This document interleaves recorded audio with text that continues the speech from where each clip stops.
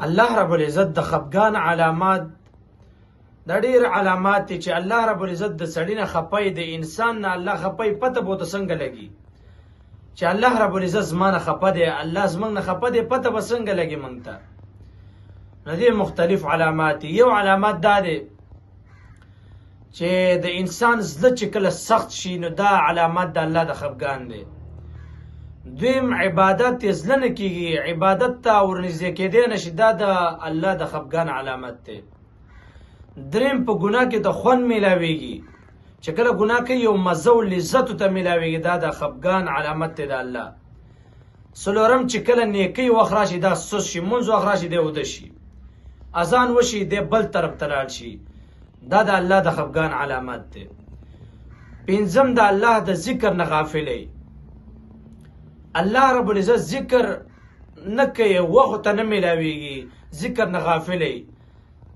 او شپږم د الله رب العزت چې کله ګناه کوي نو دا په خپله ګناه باندې شرمنده کېږي نه ګناه چې کوي په زړورتیا باندې کوي دا د الله رب العزت د خفګان علامت دی دغه اووم چې کله دا د نیکانو صحبت کې کینی نو زړه تنګېږي او چې کله د بدانو د ګناهګارو خلکو په صحبت کې کینی نو دته یو خوند او مزه میلاویږي دا هم د الله رب العزت د خفګان علامت دی اتم چې کله نیک یو خبره واوري آیات واوري ته هغه رنګې حدیث واوري یو ښه خبره واوري هغه نه دا بېزاری هغه خبره نه چا څه شیر کوي نه چاته وایي بس واوري او عمل هم پرې نه کوي بېزاری د هغې نه او نه هم دعا اثر دی په دنیا کې نه یې دعا کوي پته ورته نه لګي دعا قبلیږي نه اثر هم نه یې دا د الله رب العزت د خفګان علامت دی او دغه رنګې لسم چې کله دی یوازې نو دی ګناهونه کوي او یوازې چې انسان ګناه کوي دا ځان له چې انسان ګناه کوي دا د بربادۍ او د هلاکت لوی علامت دی نو چې کله انسان یوازې کیني په دا ګناه کوي نو پوه شي چې الله رب العزت ته نه خفه دی او چې کله ته خلک وینې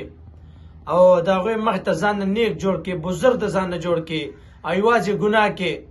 نو دې انسان ته ریاکار ویلی کېږي دا ریاکار دی دنه الله رب العزت خفه دی الله رب العزت د خفګان ډېر علامات دي چا کې چې دا علامات موجود دي دا رجوع وکړي الله ته ګوره نن په هر یو کس کې دا ټوټل علامات موجود دي د هغې باوجود موږ ګیله کوو الله رب العزت د دې خلکو نه خفه دی داسې مه وایه الله رب العزت زموږ نه خفه دی زما نه خفه دی ځکه دا علامات په موږ ټولو کې موجود دي الله رب العزت ته رجوع وکړئ